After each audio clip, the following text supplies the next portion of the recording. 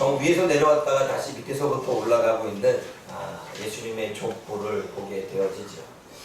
여러분, 제가 뭐 다음 주도 학교에 강의를 나가면서 하는 강의가 진로 강의인데, 진로 강의 중에 하나는 뭐냐면 제목은 나의 진로를 찾아서이면서 첫 번째 차시와 2차시에 이렇게 교육을 합니다.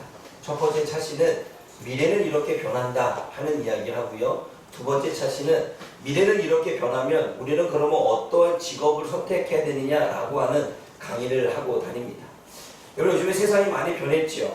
얼마 전에 TV를 봤더니 로봇이 지휘를 합니다. 이제 로봇이 오케스트라 이 단원들과 함께 협업을 하려고 하는데 박자가 너무 잘 맞는다고 합니다. 너무 잘 맞는데. 그러면서 박자가 잘 맞기는 하지만 로봇이기 때문에 좀 부드럽긴 하지만 그래도 그때마다 이 지휘자의 이 감성이 좀 떨어지긴 하지만 여하튼 잘 맞는다고 합니다.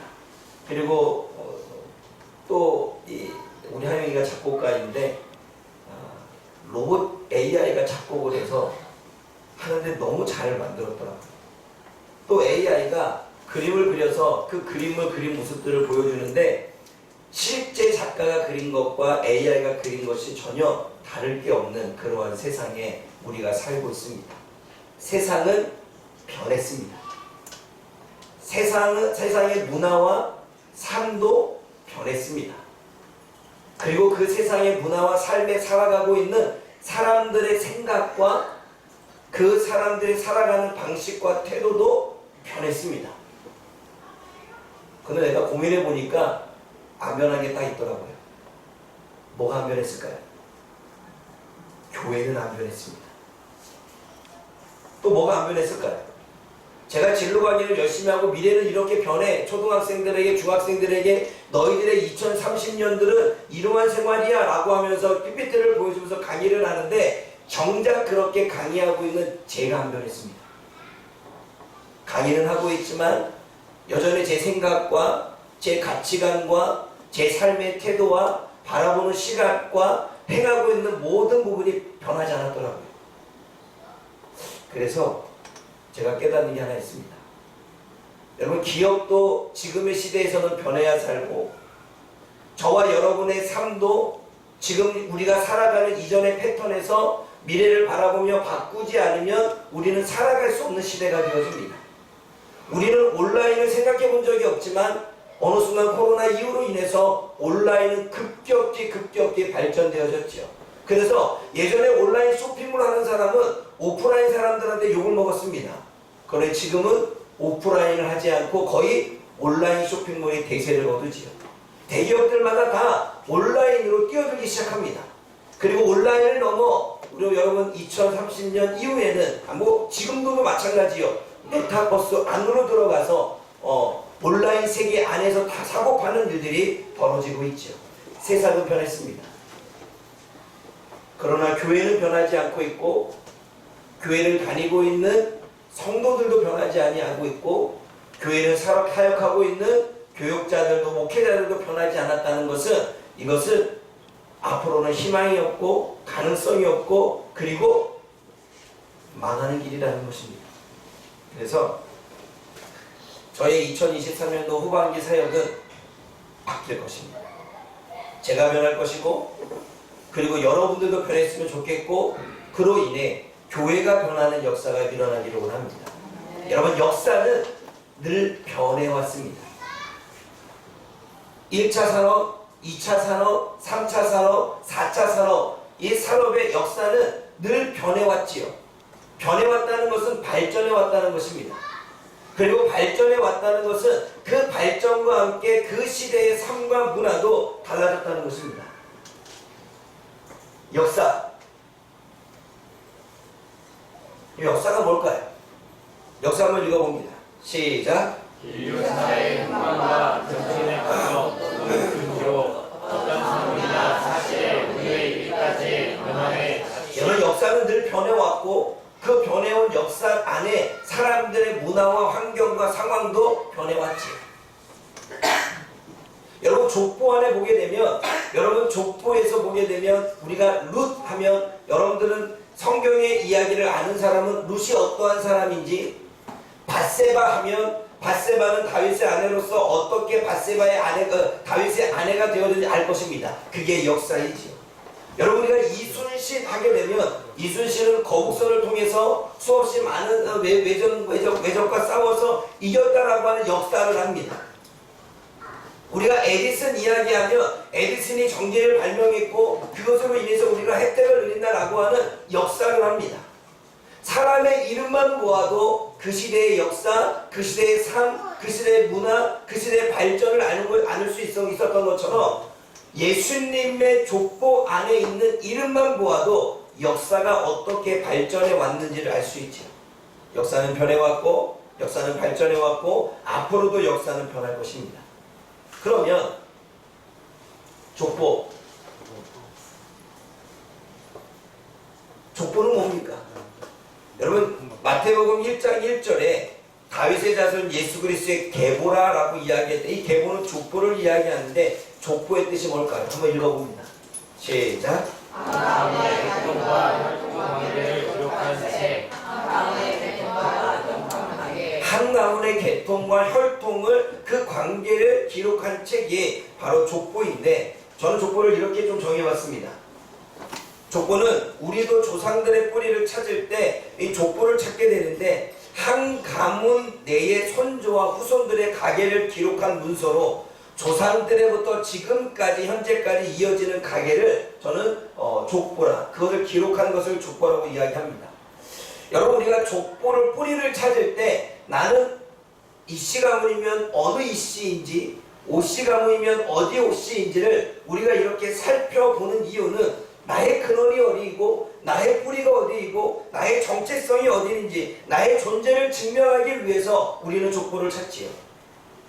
성경의 족보도 마찬가지입니다. 예수님의 족보가, 예수님의 계보가, 예수님의 정체성이, 예수님의 뿌리가 어디냐라고 하는 거죠. 그게 마태복음 1장 1절입니다. 한번 읽어봅니다. 마태복음 1장 1절 시작. 아브라함과 다윗의 자손 예수 그리스도의 계보다. 아브라함과 다윗의 자손 예수 그리스도의 계보다, 이렇게 이야기합니다. 그럼 예수님의 계보와 족보가 설명하는 것은 예수님은 역사 안에 반드시 살고 계신 분이라는 이야기입니다. 아브라함의 후손이라고 하는 것은 믿음의 조상이 아브라함이고 그 믿음의 조상의 아브라함의 자손이라는 것입니다. 여러분, 다윗의 자손이라고 하는 것은 유다 왕의 다윗이었던, 유다 왕의 왕이었던 그 다윗으로부터 이어진 그 왕족, 다시 말해 예수님은 왕족이라고 하는 사실을 이야기하고 있죠. 여러분, 계보와 족보라고 하는 의미는 오늘 본문에서 뭘 이야기하고 있냐면 예수님의 기원이 어디냐, 예수님의 시작이 어디냐, 예수님의 뿌리가 어디냐라는 것을 기록한 책이 마태복음이다라는 것입니다. 또 예수님의 탄생이 기록되어 있고 예수님의 출생이 기록한 책이 바로 이 마태복음이다라고 말해서 예수님의 출생에 대한 이야기를 하고 있는 것이 마태복음의 첫머리입니다. 그리고 예수님이 살았던 삶의 인생을 기록해 나아가는 책이 바로 이 마태복음 복음서이지요. 그래서 족보라고 하는, 계보라고 하는 이야기는 예수님의 시작을 기록한 책이고 예수님의 출생을 기록한 책이고 예수님의 인생, 삶의 여정을 기록한 책이다 라고 하는 뜻입니다. 그러면 저와 여러분들이 족보를 통해 우리의 예수님이 누구신지를 봐야 되는데 한번 읽어볼게요. 시작. 예수님이 누구냐라고 말할 때 역사 속에 실제 존재하는 분이라는 것입니다. 여러분, 예수님이 역사 속에 실제 존재하는 분이라고 하는 사실이 중요한 이유가 무엇 때문일까요? 여러분, 우리들 신화를 보면 박혁거세나 누군가 탄생을 이야기하면 알에서 태어났다, 뭐에서 태어났다, 그 사람들을 신격화하기 위하고 뭔가 위대성을 나타내기 위해서 만드는 여러 가지 신화들이 있죠. 그러나 예수님의 탄생은 신화가 아니라는 것입니다. 실제 존재하고 있다는 것입니다. 그것이 역사가 우리들에게 이야기하는 거죠. 그러면 이것이 왜 중요합니까? 성령으로 잉태된 것이 사실이기 때문입니다. 예수님이 역사 속에 실제하신 분이라고 하는 것은 예수님이 사람에 의해서 태어난 것이 아니라 남자와 여자가 결혼을 해서 아이가 출생한 것이 아니라 예수님과 마리아와 성령님에 의해서 예수님이 탄생한 성령님에 의해서 탄생된 존재가 예수님이라고 하는 사실이 사실로서 우리에게 이야기하고 있는 것입니다. 또 예수님이 역사 속에 실제하시는 분이라고 하는 이유가 중요한 이유는 예수님의 사역, 예수님의 삶, 예수님이 가르치시고 병든 자를 고치시고 죽은 자를 살리시고 주님이 행하셨고 오병이의 기적을 일으키셨던 모든 사건도 사실이라고 하는 이야기입니다. 또 예수님이 역사 속에 실제 존재하는 분이라고 하는 것은 예수님이 죽으셨고 예수님이 부활하신 것도 사실이라는 것입니다. 여러분, 사람들이 예수님이 살아왔던 삶을 목격하고 그것을 목격한 사람들의 증인을 들어보면 누가복음 1장을 보게 되면 예수님의 삶을 살펴봤던 사람도 예수님과 함께 살았던 사람들의 목격자의 증인을 보면 예수님이 이렇게 살았습니다 라고 하는 기록물들을 만들기 시작했다는 것입니다. 그게 바로 복음서지요. 그 얘기는 예수님이 역사 속에 실제 존재하는 분이었고 사람들의 목격과 증언도 사실이라는 것입니다. 그러면 예수님의 제자들이 예수님에 대해서 증언하는 모든 것도 사실이라는 것입니다. 역사 속에 실제 존재하시고 성령으로 이 땅에 태어나시고 예수님의 사역과 실제 행했던 삶이 사실이고 예수님이 죽으시고 부활하신 것이 사실이라면 이것이 중요한 이유는 예수님이 구원자로 오셨다는 것, 그리고 예수님이 구원을 위해 일하셨다는 것, 그리고 예수님이 오셔서 구원을 완성하셨다는 것, 그리고 예수님이 구원을 완성하시기에 우리가 예수님을 믿어야지만 구원을 받을 수 있다는 것이 증명되어지는 것입니다. 아멘. 아멘. 그러므로 사랑하는 여러분, 예수님의 족보는 그냥 족보가 아니라 역사를 기록했고 그리고 예수님이 누구의 뿌리인지를 증명하고 있고 그 예수님의 역사를 증명하는 것은 곧 예수님이 살아갔던 모든 행위가 사실이라고 하는 사실이죠. 그러므로 예수님만이 저와 여러분들에게 구원을 주실 수 있는 분인 줄 믿습니다. 두 번째로 예수님은 예언된 분입니다.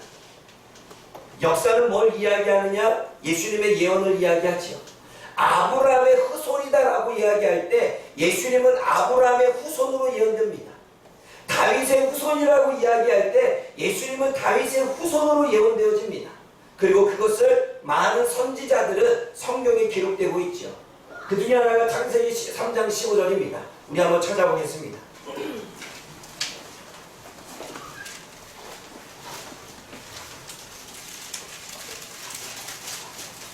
창세기 3장 15절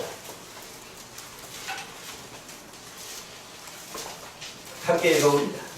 시작. 내가 너를 여자와 원수가 되게 하고 내 후손도 여자의 후손과 원수가 되게 하리니 여자의 후손은 내 머리를 상하게 할 것이요 너는 그의 발꿈치를 상하게 할 것이다. 창세기 3장 15절은 유명한 예수님의 사단과의 싸움에서 승리하신다는 예언입니다.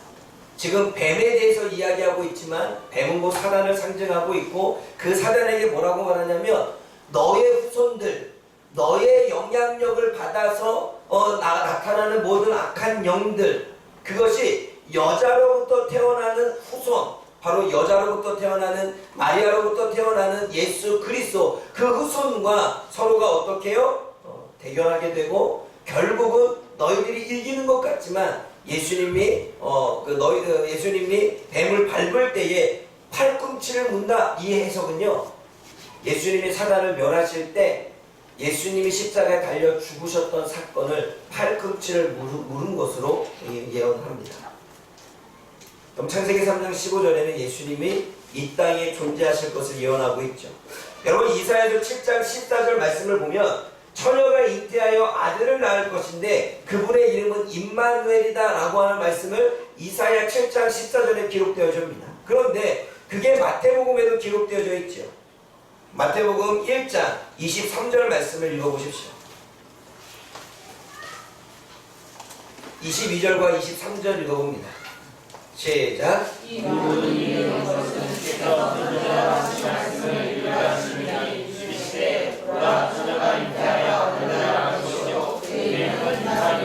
뭐라고 말씀합니까?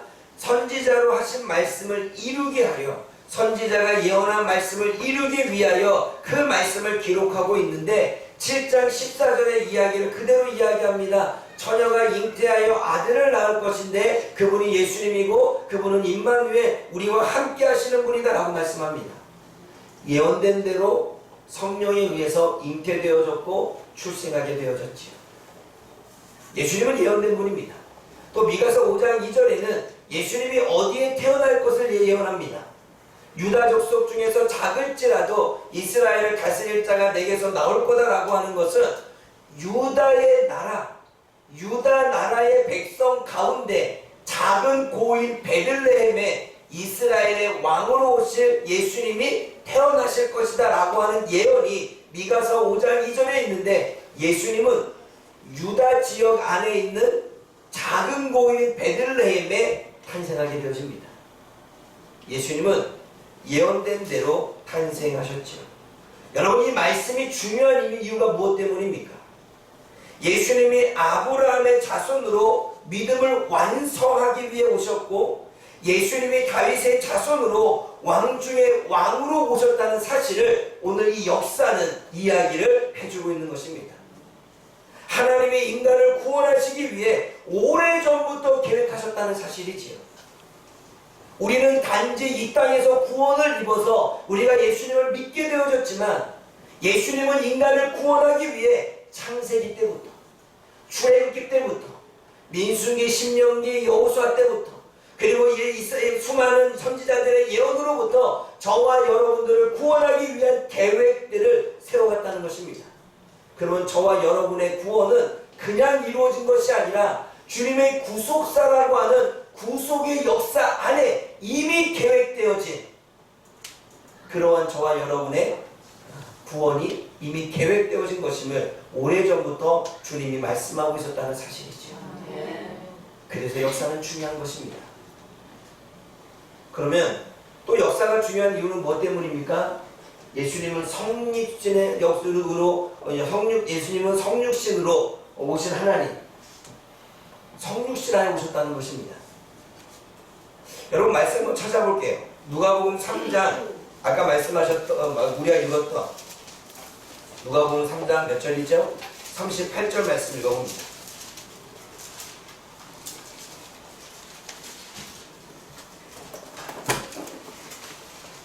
함께 읽어봅니다. 시작.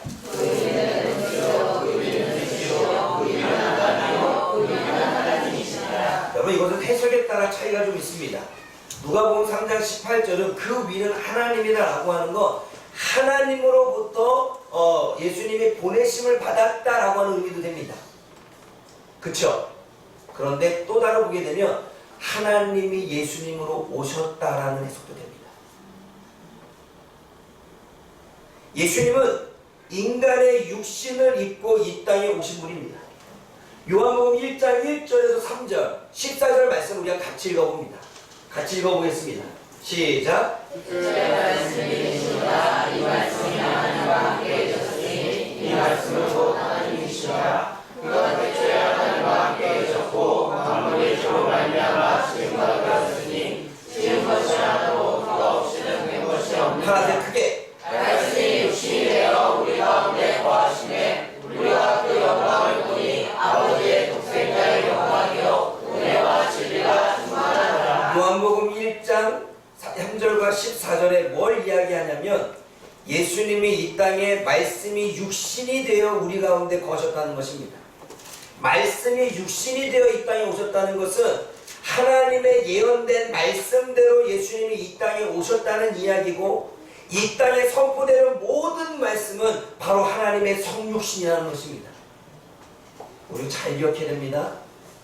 여러분, 예수님이 성육신으로 오셨다는 것은 거룩한 육체로 오셨다는 것입니다. 거룩한 육체로 오셨다는 것은 죄가 없기 때문에 거룩한 육체로 오셨다는 것입니다. 저와 여러분은 성실한 게 아니에요.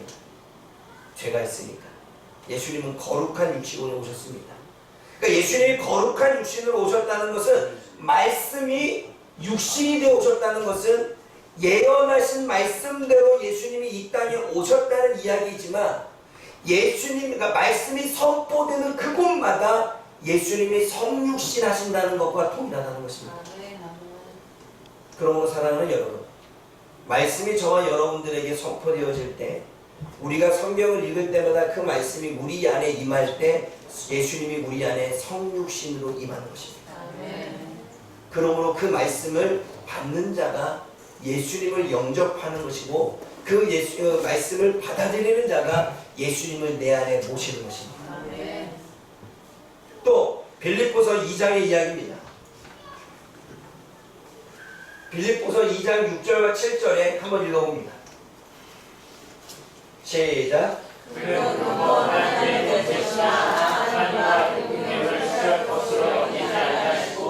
오히려 자기를 비워 중의 형체를 가져 다른 자와 같이 되었고, 사람의 모양으로 만나셨으며 자기를 낮추시고 죽기까지 복종하셨으니, 하나님이 성육신으로 오신 사건을 빌립보 말씀에는 기록하고 있는데, 자기를 비워서 종의 형체로 오셨다고 말합니다. 자기를 비웠다는 것은 하나님이지만 하나님으로서가 아니라 인간이라고 하는 종의 형체로 오셨다는 이야기입니다. 또 하나님이 사람과 같이 되었다라고 말씀합니다. 하나님이시지만 육체를 갖고 있지 않으시만 하나님의 육체를 갖는 사람의 모양으로 오셨다고 말씀하십니다. 여러분, 이 말씀이 중요한 의미는 무엇 때문입니까? 이게 왜 중요합니까? 하나님이 인간을 구원하시기 위해 인간이 되시는 일을 말씀하는 거예요. 하나님이 하나님으로서 계시지 아니하고 사람을 구원하기 위해 사람으로 이 땅에 오셨다라고 하는 사실은 여러분 크나큰 사건입니다. 여러분, 그 어느 종교에도 사람으로 오셨다는 이야기는 없습니다. 인간을 구원하기 위해서. 그러나 하나님은 신이지만 저와 여러분들을 구원하기 위해서 사람으로 이 땅에 오셨다는 거예요. 사람으로 이 땅에 오셨다는 것은 하나님이 자신을 희생해서 저와 여러분들을 구원하셨다는 것입니다. 그러므로 하나님은 신이신 자신의 죽음으로 저와 여러분들에게 생명을 주셨다는 것입니다. 이게 예수님의 족보 안에, 역사 안에 기록된 이야기입니다. 그럼 저와 여러분들이 이 말씀을 통해서 우리가 깨달아야 될 것은 무엇입니까? 우리에게 주는 교훈은 무엇입니까? 예수님은 역사 안에 살아간 실존 인물이라는 것입니다. 아멘? 아멘. 또 우리가 생각해야 될 것은 성경에 기록된 예수님의 사역은 모두가 사실이라는 것입니다. 또 예수님은 하나님으로부터 예수님을 믿어야 구원을 받는다는 것입니다. 예수님은 하나님이시기 때문에 우리가 그분을 믿어야 구원을 받는다는 것입니다.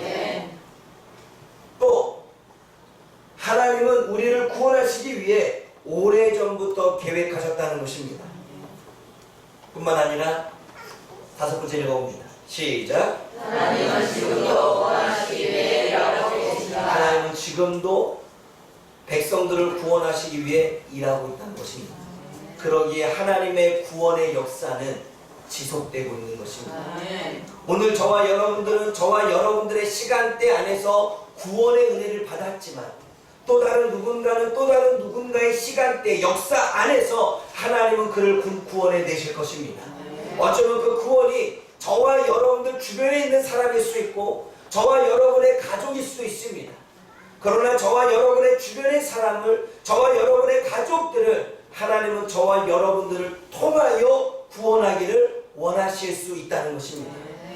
그러므로 하나님의 구원의 역사는 지속되어져 있기에 저와 여러분들도 하나님이 구원의 은혜를 입었다면 기꺼이 그분께서 우리를 통하여 구원하실 수 있도록 저와 여러분들을 내어드릴 수 있는 저와 여러분들이 되어지기를 원합니다. 족보는 그냥 족보가 아닙니다. 하나님의 역사와 하나님의 예수님의 이 땅에 오심과 그분이 우리를 위해서 하신 모든 것들이 기록된 것이 족보라는 사실이죠.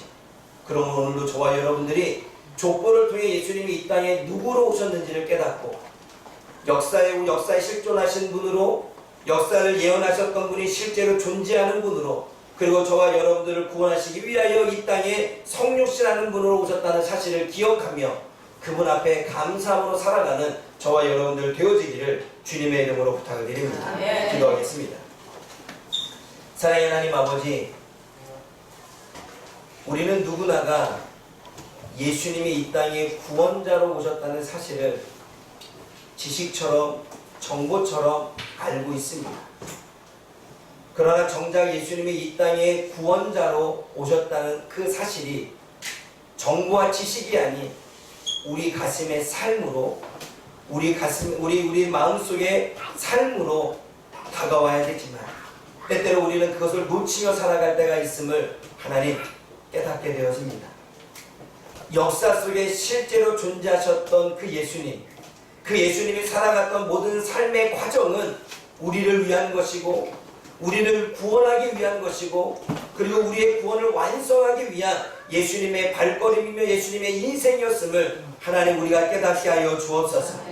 그러므로 하나님으로서 이 땅에 오신 예수님을 우리가 믿음으로, 그 믿음으로 구원을 받아 주어지는 삶 가운데 능력 있게 살아가고 감사함으로 살아가는 우리 모두가 되어질 수 있도록 성령 하나님 도와주옵소서. 예수님의 이름으로 감사하며 기도드립니다. 아멘.